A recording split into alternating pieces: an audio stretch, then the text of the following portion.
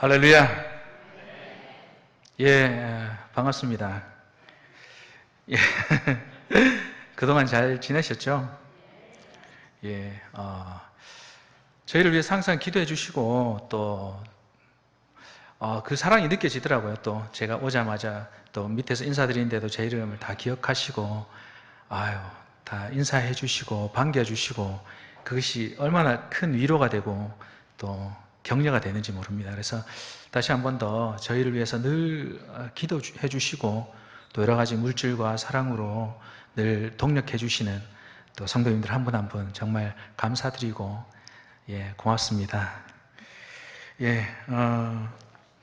저희 부부는 지금 캐나다에서 지금 공부를 하고 있습니다.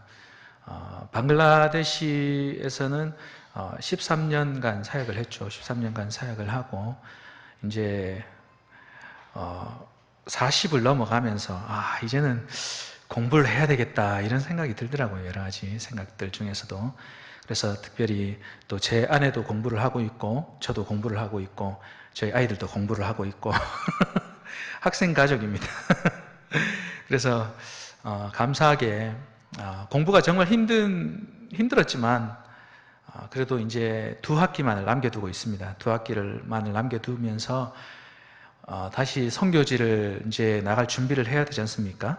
그래서 약 한 달 전에 캐나다에서 나왔습니다. 저 혼자.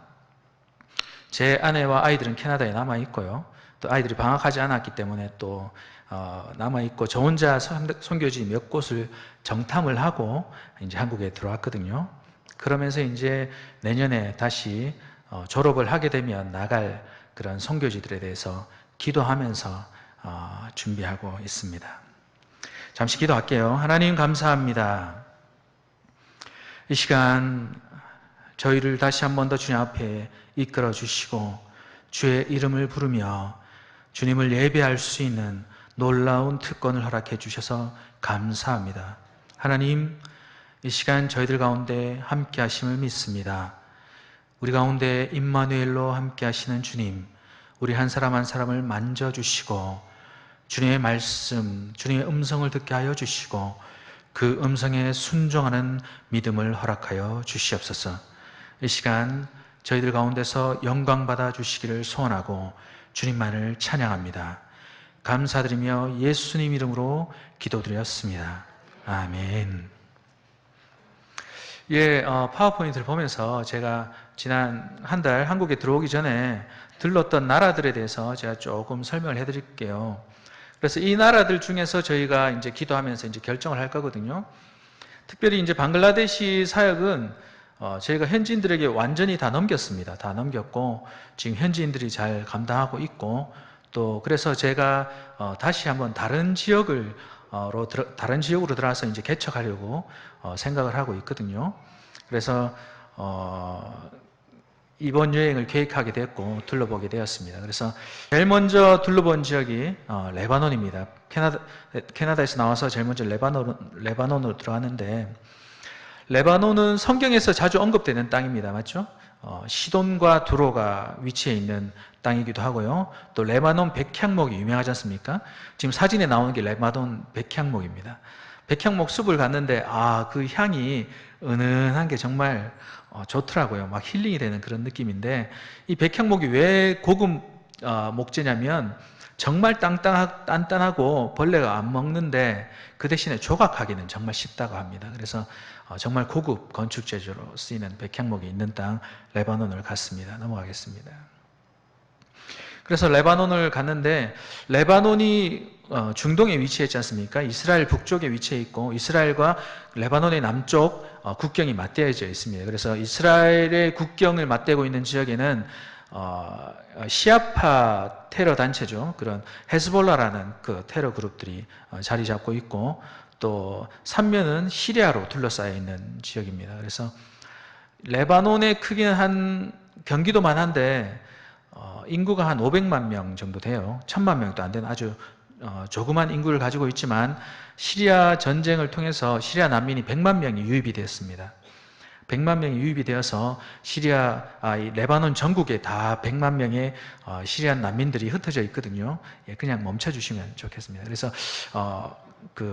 다 흩어져 있는데 유엔이라든지 국제 NGO 단체들이 감당할 수 있는 난민의 퍼센테이지는 한 10% 정도밖에 안 돼요. 그래서 나머지 90%는 레바논 정부는 당연히 이 사람들에게 어떤 지원도 제공하지 않죠. 왜냐하면 레바논 정부가 시리아 난민이 정착하는 것을 원치 않기 때문에 어떤 교육 혜택이라든지 의료 혜택이라든지 아무런 혜택도 지원하지 않습니다. 그래서 이들이 시리아로 돌아가기를 원하는 입장이기 때문에. 그렇지만 이 사람들의 입장이 아직까지 시리아가 안정을 되찾지 못하지 않습니까? 그리고 지금 억지로 돌아간 사람들도 엄청난 핍박과 살해 위협 가운데 놓여 있는 그런 안타까운 상황입니다. 그래서 대부분의 많은 난민들은 아주 오랜 시간 동안 레바논에 남게 될 것이고요. 또 그들을 위한 여러 가지 사역들이 필요한 상황임을 제가 보았습니다. 특별히 제 마음을 샀던 것 중에 하나는 제가 방글라데시를 가기 전에 7년 동안 쿠르드족을 위해서 기도를 했었습니다. 그래서 실제로 제가 카자흐스탄에 전도여행을 갔을 때 카자흐스탄에서 쿠르드족이라는 민족을 처음으로 봤거든요. 기도하고 있었던, 마음속에 입양하고 있었던 쿠르드 민족을 처음 보면서 엄청나게 울었습니다. 눈물이 팍 쏟아지는데 정말 걷잡을 수 없는 눈물이 막 쏟아지더라고요. 막 울면서 이제 기도했던, 같이 만나서 얘기하면서 울었으면 그 사람이 상당히 난감했겠죠. 근데 어떤 민속 행사에서 춤을 추고 있더라고요, 쿠르드족이. 그걸 보면서 관객석에 앉아서 혼자 막 울었던, 그런 생각이 납니다. 그래서 그런 민족인데, 인구가 3천만 명이나 되지만 역사 속에서 한 번도 자기 민족만의 나라를 가져보지 못한 민족이죠.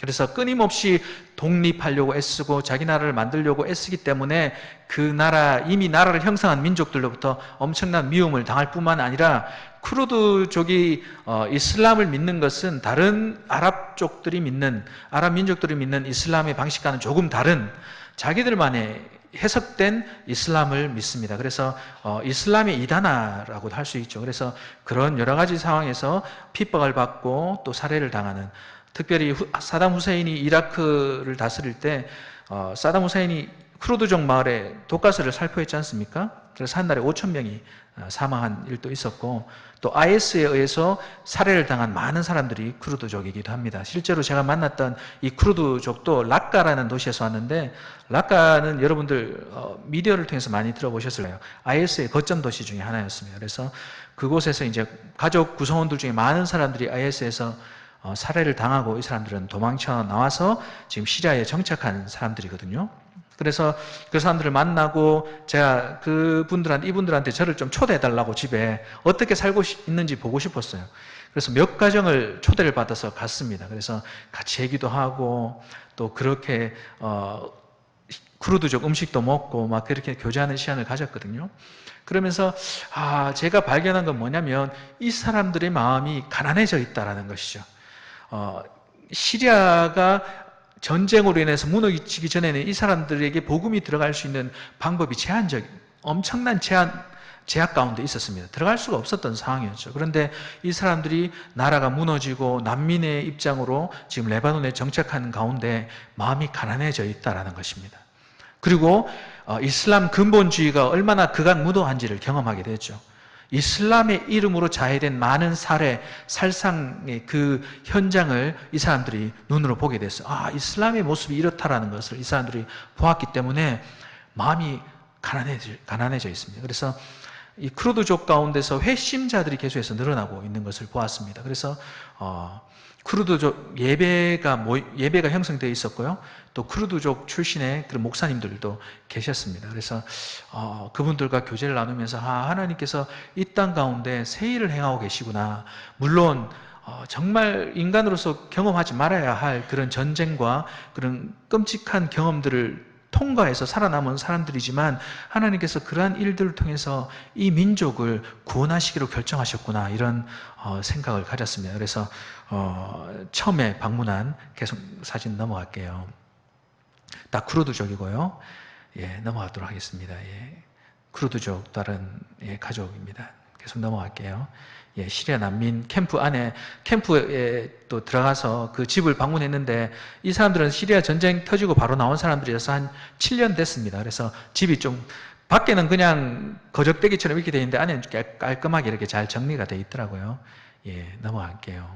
그래서 쿠르드인 예배에도 참석을 했었고요. 예. 그래서 지금 결정한 건 아닙니다. 레바논으로 가야 되겠다. 가슴이 정말 뜨거웠습니다. 막 불타고 정말 하나님께서 정말 이 땅 가운데 놀라운 일을 행하시겠구나, 그런 기대감도 있고 계속 기도할 겁니다. 이 땅을 위해서 기도하고 하나님께서 가라고 하시면 갈 겁니다. 근데 현재 레바논 전체는 철수 권고 지역으로 외교부에 의해서 묶여있는 지역이기도 하고요. 또 시리아 국경 쪽에는 출입 금지 지역입니다. 그래서 한국인이 들어갈서는 안 되는 그런 지역들도 있기 때문에 상당히 정치적으로나 또 여러 가지 상황적으로 힘든 그런 땅이기도 합니다. 그래서 기도하면서 정말 하나님께서 가라고 하시면 저희가 움직이려고 합니다. 그래서 또 넘어가겠습니다. 예, 난민촌의 모습, 이런 난민촌이 전국에 많이 흩어져 있습니다. 예, 넘어갈게요. 그 다음으로 갔던 땅이 네팔입니다. 레바논에서 그 다음에 네팔을 갔는데, 네팔은 방글라데시에서 아주 가깝습니다. 바로 옆 나라죠. 인도가 조금 사이를 끼고 있지만 방글라데시 북쪽에 위치한 나라입니다. 네팔은 방글라데시 언어와 한 50% 정도 유사성을 가지고 있고요. 그래서 실제로 제가 네팔을 갔을 때 어느 정도는 제가 그들의 말을 알아들을 수 있었습니다. 문자도 읽을 수 있었고요. 그래서 사역적으로 좀 용이하죠. 그리고 거의 한 5, 6년 전부터 네팔의 YM 네팔 대표죠. 대표 딜리람 형제님이라고 계신데 그분이 계속 저한테 콜링을 하셨어요. 계속 콜링을 하시면서 네팔에서 사역을 같이 했으면 좋겠다. 그래서 이분이 하신 말씀이 네팔이 지금 부흥의 때다. 물론 종교법이 바뀌어서 복음을 전하면은 내국인들도 복음을 전했을 경우에는 5년의 금고형이 처해지거든요. 그래서 이분도 딜리람 지금 가족 사진 나오는데 딜리람도 제가 만나기 하루 전에 감옥에서 출소하셨어요. 이분이 YM 네팔 대표이시기도 하고 네팔의 기독교인 청년합회가 있습니다. 기독교 청년합회 회장이시기도 합니다. 그래서 네팔의 기독교인을 대표하는 분이신데 힌두에 의해서 과객 힌두들에 의해서 공격을 계속해서 받으셨어요. 공격을 계속해서 받으시고 계속해서 모함을 받으셨습니다. 그런데 제가 들어가기 한 달 전에 전국 목회자 연합 세미나를 열고 있었습니다. 그런데 힌두 측에서 거짓 증인을 앞세워가지고 전도 집회를 열었다. 그리고 개종시키려고 했다, 강제로. 그리고 거짓 증언을 한 거예요.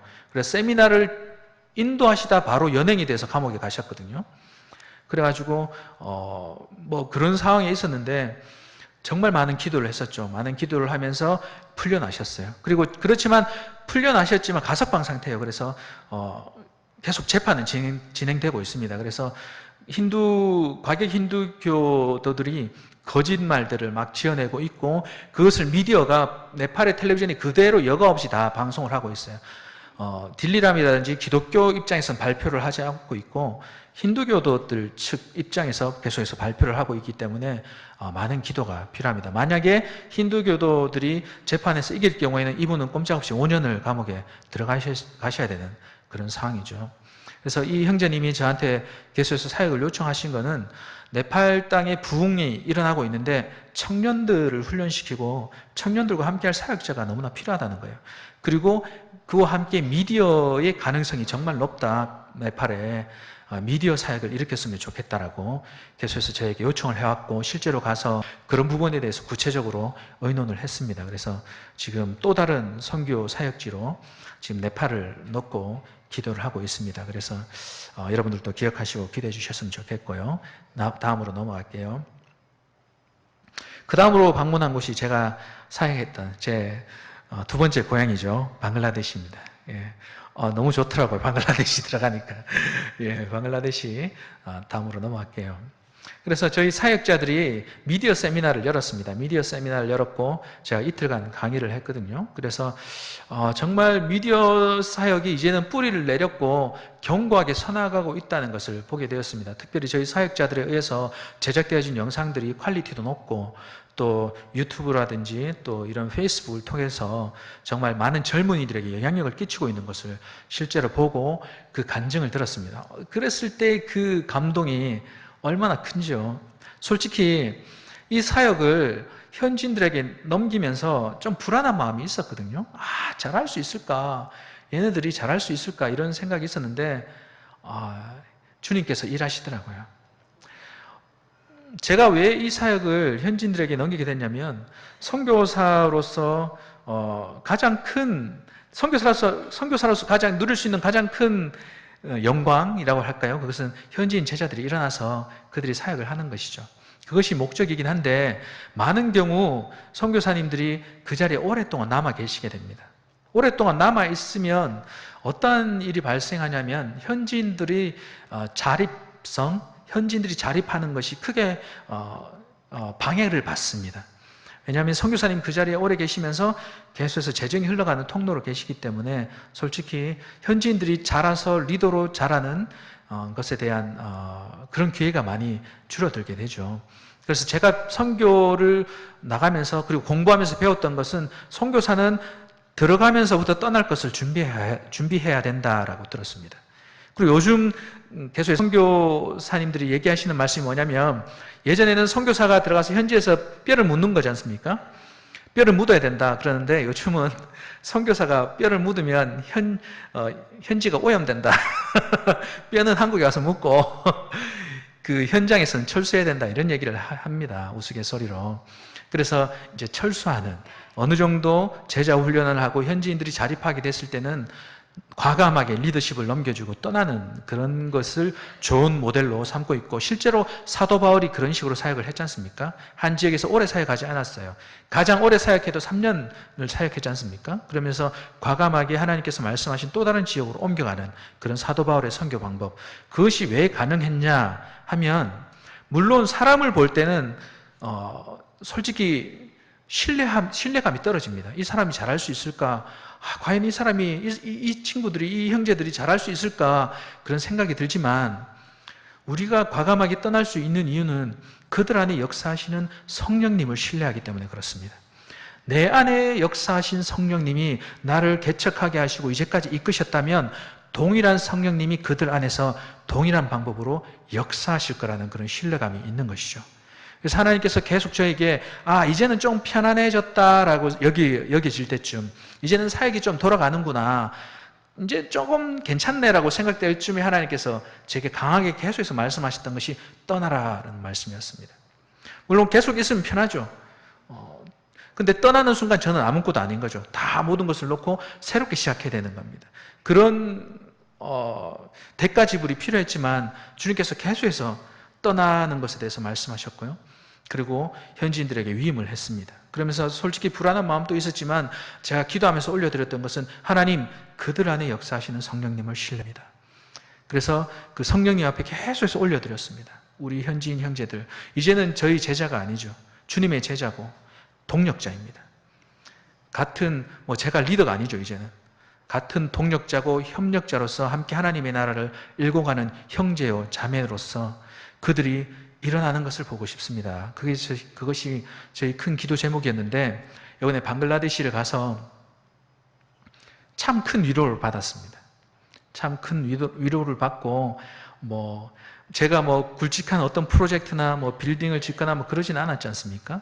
계속해서 이들에게 투자하고 이들을 훈련시키는 것이었는데, 이들이 남겨져서 그 일들을 잘 감당하고 있었다는 것입니다. 그래서 하나님 앞에 정말 감사를 드리고요. 또 그 일을 위해서 기도해 주신 여러분들께도 정말 감사를 드립니다.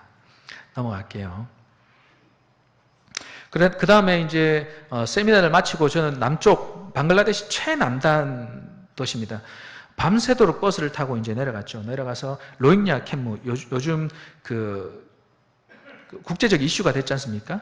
미얀마에서 이제 쫓겨나서 방글라데시로 들어와서 지금 정착해 있는 세계에서 가장 크고 열악한 난민촌 중에 하나입니다. 그래서 그 지역 깊숙한 곳까지 들어가서 또 둘러보고 이렇게 왔는데, 왜냐하면 제가 2005년도에 방글라데시 있으면서 이 지역을 들어가려고 몇 번을 시도를 했었어요. 그때도 난민촌이 있었거든요. 그때 난민촌이 어떤 식으로 보도가 됐었냐면, 지구상에 있는 지옥이다라고 평가되는 그런 땅이었습니다. 그래서 제가 들어가려고 했었어요. 함께 이제 저희 가족도 같이 그 지역의 근방의 집을 알아보고 들어가려고 했었는데, 그 루트가 계속해서 막히는 거예요. 들어갈 수 있는 방법들이 계속해서 막혔고 들어갈 수 없었습니다. 너무나 강력하게 닫혀있던 지역이죠. 방글라데시 정부가 너무 강하게 컨트롤하는 지역이기도 했고 외부에 알리기를 꺼려하는 지역이기도 했습니다. 그래서 들어갈 수가 없었던 지역이었는데 이제는 국제적 이슈가 되면서 문이 열려버린 거예요.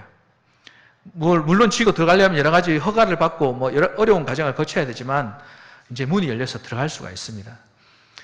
그래서 저는 뭐 워낙 이제 현지어도 잘 되고 또 외모도 현지인들 부족들하고 너무나 흡사하기 때문에 뭐 허가받지 않고 이번에도 들어갔죠. 검문석 한 10대 개 됐어요.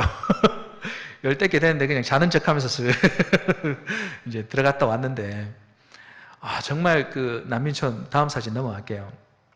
난민촌이 정말 크게 형성되어 있었어요. 뭐 산 전체가 쭉 다 난민촌이고 캠프가 여러 개 해가지고 사람들이 아주 열악하게 그런 삶을 살고 있었습니다. 그래서 그 땅을 위해서도 제가 정말 안타까운 마음으로 기도를 하고 있거든요. 그런데 이상하게 제가 이번에 여행을 하면서 전체 루트를 보니까 난민들 사역을 제가 많이 방문을 했더라고요. 그래서 하나님께서 이걸 원하시나 이런 생각도 있고 기도하고 있습니다. 하나님께서 만약에 방글라데시로 다시 들어가라고 강하게 말씀하시면 저는 아마 이쪽으로 들어가게 될 것 같습니다. 그래서 수도 다카 지역은 이미 저희 사역자들 사역하고 있기 때문에 제가 들어가게 된다면 이쪽으로 가게 될 것 같은데 기도를 부탁드릴게요. 넘어가겠습니다. 저희 사역자들 계속 넘어가겠습니다. 넘어갈게요. 넘어가겠습니다. 넘어가겠습니다. 그 다음에 방문했던 것이 미얀마 카렌 자치구입니다. 미얀마 카렌 자치구는 미얀마 본토에서 들어갈 수 없는 지역입니다.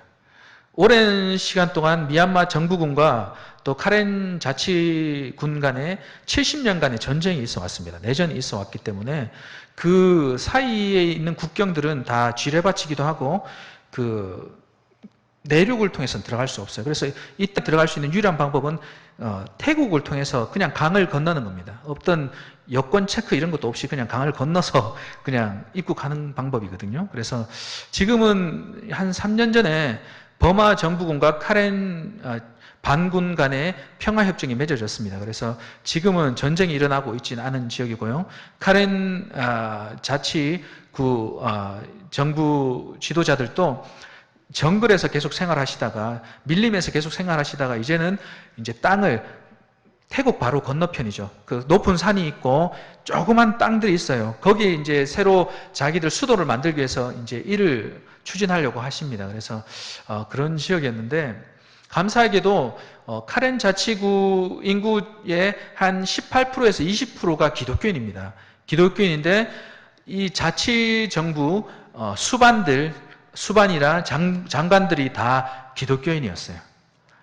정말 감사하죠. 기독교인들이 앞서서 싸워왔고 기독교인들이 앞서서 자기 민족을 위해서 일해왔던 그런 역사를 가지고 있고요. 지금 현재 100만 명 정도가 태국 국경 쪽에 지금 살고 있습니다. 흩어져서 살고 있고요. 이제 그들이 다시 이제 이 땅으로 넘어가는 그런 준비를 하고 있는데 아무것도 없어요. 그냥 부족 마을이에요. 그냥 시골이고. 그런데 보니까 자치정부 수반이시고 또 장관님이시고 차관님이시고 제가 이제 여기 사역하시는 방글라데시 계시다가 이쪽 들어가신 선교사님이 한 분 사역하시거든요. 지금 그분과 함께 들어갔을 때 자치정부 그 보건복지부 차관님이 직접 나오셔서 저희를 데리고 들어가셨어요. 그래서 뭐 다 이제 둘러보고 이렇게 했었는데 아무것도 없어요. 그리고 유엔에서도 이 카렌족을 지원할 수 없는 게 미얀마 정부가 걸려 있습니다. 미얀마 정부에서 반군으로 지목하고 있고 또 뭐 그런 상황이기 때문에 지원을 할 수가 없어요. 많은 국제 NGO 단체들도 마찬가지로 지원할 수 없는 그런 상황인데 지금 이 선교사님이 이들을 위해서 또 여러 가지 사역들을 일으키시고 하시고 계시더라고요. 또 들어가는 데까지 정말 힘들어요. 쉽지 않은 길이지만 그런 사역들을 하시면서 정말 이 땅도 정말 큰 사역이 필요한 땅이다. 도움이 필요하고 하나님 만지심이 필요한 땅이다. 그런 것을 느꼈습니다. 카렌족은 특별히 유명한 게 이 민족 안에 남겨진 그런 전설 있지 않습니까? 그 때문에 유명하거든요. 그게 뭐 우리나라 단군 설화 같은 그런 설화가 있어요. 이 민족 안에 남아있는. 그런데 그 얘기를 들어보면 완전 창세기랑 똑같아요. 창세기랑 똑같은 게 뭐냐면 그 카렌족 말로 여호와를 이화라고 하거든요. 이화께서 동산을 만드셨어요. 동산을 만드시고 남자와 여자를 두셨습니다. 그리고 그 동산에 나무 10그루를 만드셨어요. 나무 10그루를 두시고 그것 중에 하나의 나무의 열매를 먹지 마라 그랬어요. 와, 저는 소름이 쫙 돋더라고요. 얘기까지 딱 듣는데. 그런데 사단이 와가지고 꼬드겨서 사람이 먹었습니다. 그리고는 쫓겨났죠. 그리고 하나님의 그 이와의 말씀도 듣지도 못할 뿐만 아니라 그 말씀이 기록된 경전도 가지지 못하는 그런 상황에 처하게 된 거죠. 그런데 하나님께서 예언하신 게 뭐냐면 그들의 전설 속에 하얀 형제, 하얀 색깔을 가진 형제들이 와서 너희들에게 황금책을 선물할 것이다. 그것이 이와의 말씀이다. 이런 그 전설이 있었어요. 놀랍지 않습니까? 이거를 성교학적 용어로는 구속적 유사라고 하거든요. 제가 방글라데시 사역하면서 방글라데시 몇 부족 가운데 정말 기가 막힌 그런 스토리들을 들었어요. 정말 와, 하나님께서 이 민족들 가운데 이런 스토리를 두셨구나, 이런 이야기들을 놔두놓으셨구나, 세대와 세대를 거쳐서 전해져 오는 얘기가 복음을 전하기 정말 합당한 그런 얘기들이 남겨져 있는 거예요. 카렌족도 그런 민족 중에 하나고 또 집단 개종한 그런 대표적인 사례이기도 합니다. 그래서 이 민족까지 제가 둘러보면서 또 기도를 했고요. 이제 2학기 남았습니다. 1년 남았는데 졸업하고 이제 다시 나갈 겁니다. 다시 나가는데 이 지역들 가운데서 제가 기도하면서 이제 결정을 하려고 합니다. 그래서 이제 캐나다에 공부하면서 제가 캐나다 현지인들, 백인들 교회를 지금 섬기고 있거든요. 그러면서 이제 담임 목사님하고 이제 전체 여행 일정을 쭉 나누면서 기도하고 하는데 담임 목사님이 왜 너는 꼭 그렇게 위험한 데만 가려고 하냐? 꼭 골라도 꼭 그런 데만 골라서 가냐? 그 말씀을 하시더라고요. 걱정하셨는데, 제 안에 그런 부담감이 있는 것 같아요. 왜냐하면 위험한 지역들이고 또 많은 사람들이 가려고 하지 않은 지역이기 때문에 내가 가야 되지 않겠나. 그런 생각이 있거든요. 방글라데시 갈 때도 제 아내와 제가 계속해서 기도했었던 것은 하나님, 저희는 사람들이 안 가는 곳에 가기 원합니다. 사람들이 어렵다고 하고 힘들다고 해서 꺼리는 그런 지역으로 들어가기 원합니다. 그런 기도 제목이 있었고 또 방글라데시에 선교사들이 잘 안 오고 정말 열악하고 힘들다는 얘기를 들었을 때 저희가 방글라데시 한 번도 안 가보고 장기 선교사로 바로 들어갔듯이 또 지금도 동일하게 계속해서 하나님께서 주시는 그런 부담감들 따라서 들어가기를 원합니다. 아멘. 그래서 기도해 주셨으면 좋겠어요. 저희가 올바로 결정을 내리고 또 하나님께서 정말 필요로 하시는 그 땅 가운데 들어가서 또 겸손함으로 그 땅을 섬기되 저희가 어떤 프로젝트나 어떤 멋진 건물을 남기는 것이 아니라 주님의 제자들을 남기는 그런 선교사가 될 수 있도록 계속해서 기도해 주셨으면 좋겠습니다. 그래서 오늘 말씀에 읽었던 것처럼 너희 몸을 하나님께 거룩한 산제사로 드리라고 하셨지 않습니까? 여기서 산제사라고 하는 것은 히랍어의 라트레이아라는 단어입니다. 그래서 이것은 섬기다라는 뜻이거든요. 섬기다라는 뜻인데 하나님을 섬긴, 우리가 거룩한 제사로 드린다는 것은 하나님을 섬긴다는 것인데 그것은 그 예배가요, 오늘 오전에도 목사님께서 계속해서 말씀하셨듯이 우리의 삶을 통해서 주님이 드러나야 되는 것입니다. 아멘. 주님이 드러나야 되는 것이고 우리의 삶의 방식과 방법들을 통해서 주님이 드러나야 되는데 우리 삶 가운데 솔직히 주님이 잘 드러나지 않는 이유는 우리가 주님을 제대로 예배하지 않고 있다는 것입니다. 주님을 예배한다고 했을 때 몇 가지 단어가 쓰입니다. 그 첫 번째 단어는 프롤레타리아라는 단어인데 굴복하다라는 뜻이 있습니다. 굴복하다. 그 발 앞에 굴복하다. 종이 주인에게 가서 그 발에 키스하는 그런 중동의 문화가 있죠. 그것을 의미하는 말이기도 합니다. 그것은 회중 예배로 주님 앞에 나아가는 것이죠.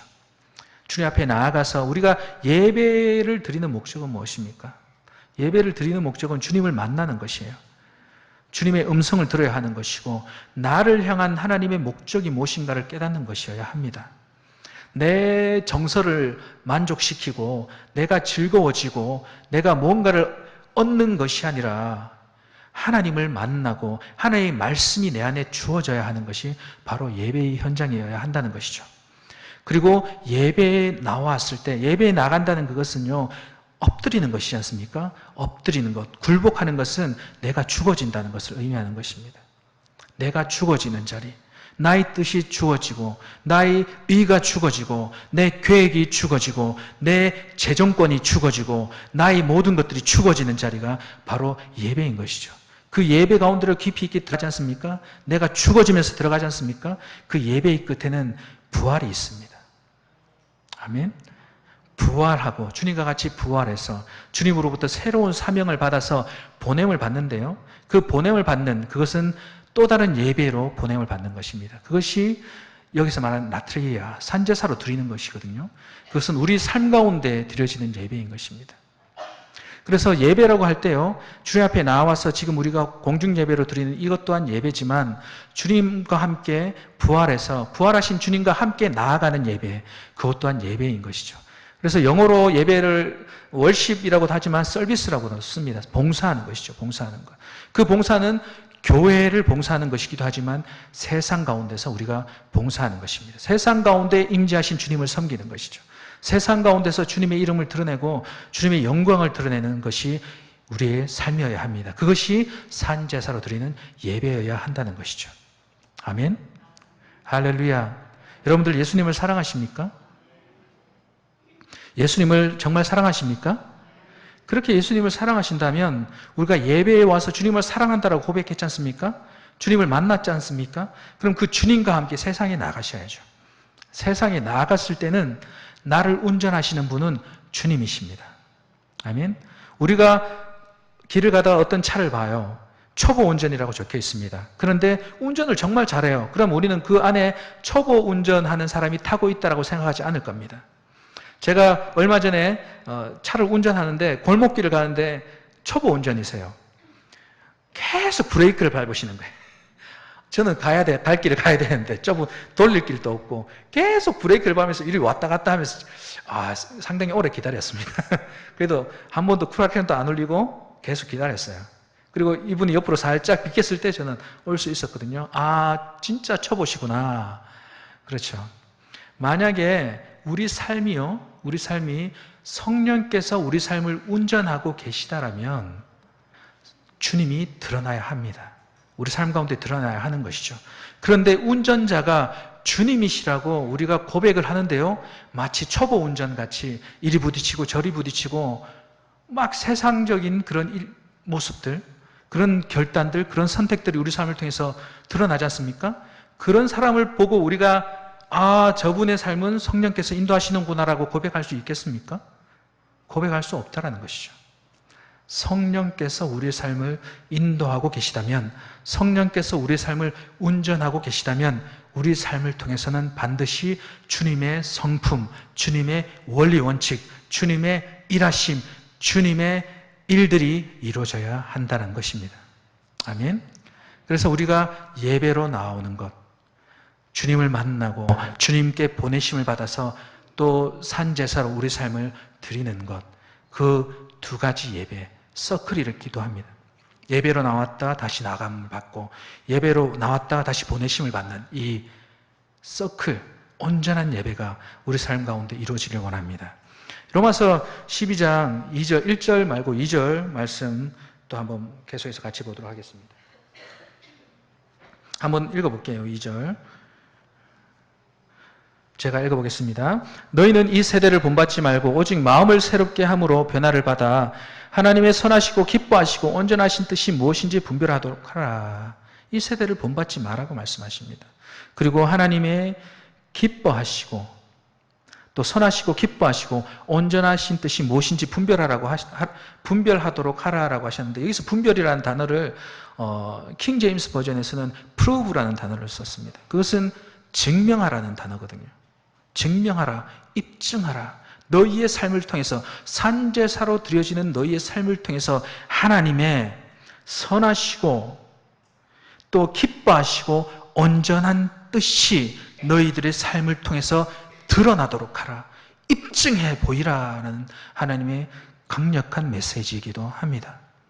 그래서 우리가 그리스도인으로 살아갈 때에 우리 삶을 우리가 주관하는 것이 아니라 주님께서 우리를 주관하시고 우리의 삶을 통해서 주님이 드러나시는 그런 놀라운 일들이 우리 삶 가운데 계속해서 있기를 소원합니다.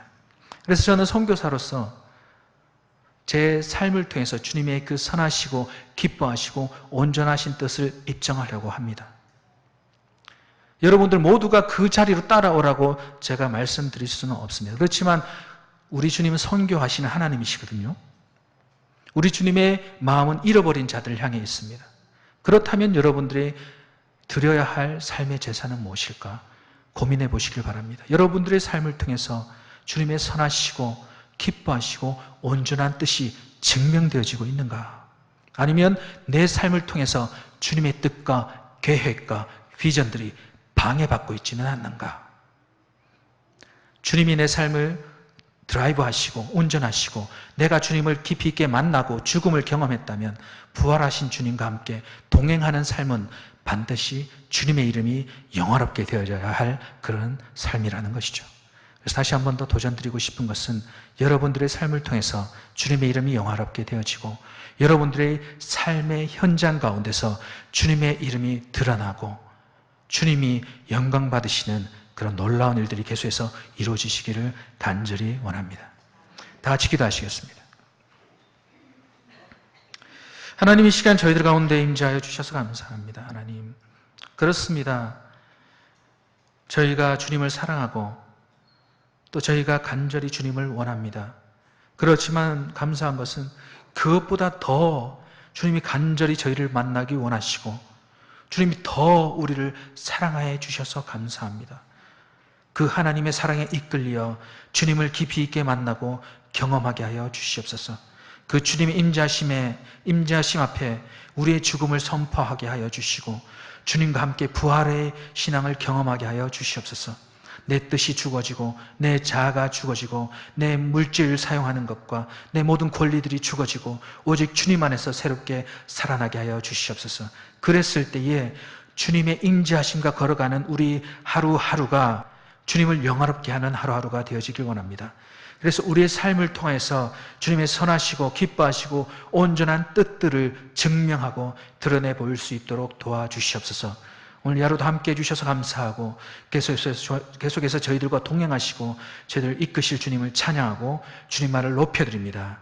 감사드립니다. 예수님 이름으로 기도드렸습니다.